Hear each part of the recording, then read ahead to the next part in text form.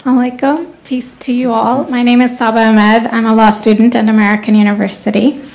I am here to ask you a simple question. I know that we portray Islam and all Muslims as bad, but there is 1.8 billion Muslim followers of Islam.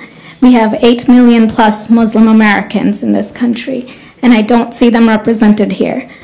But my question is, how can we fight an ideological war with weapons? How can we ever end this war?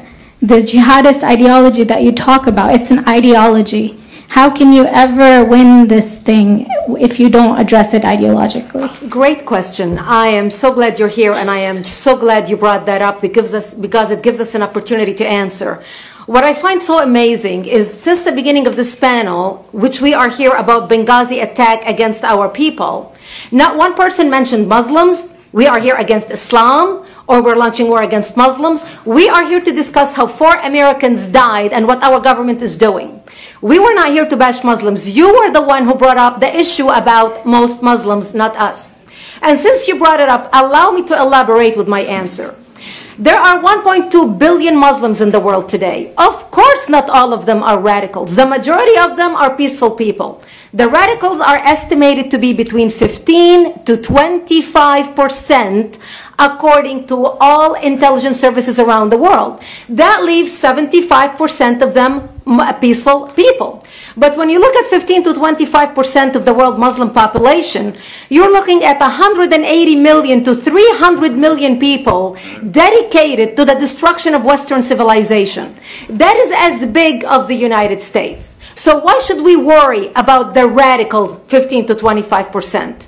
Because it is the radicals that kill. Because it is the radicals that behead and massacre. When you look throughout history, when you look at all the lessons of history, most Germans were peaceful. Yet the Nazis drove the agenda. And as a result, 60 million people died.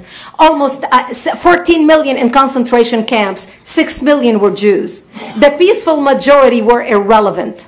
When you look at Russia, most Russians were peaceful as well.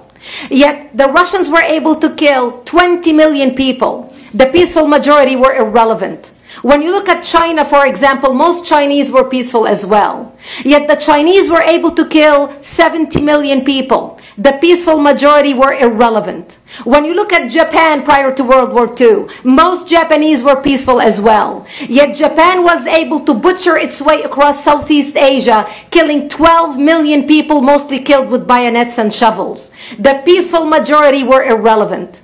On September 11th in the United States, we had 2.3 million Arab Muslims living in the United States.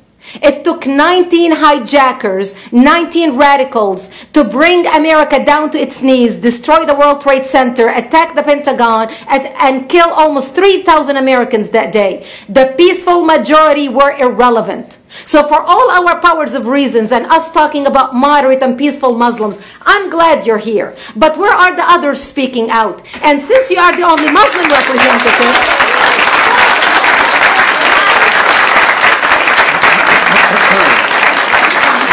save the applause till the end.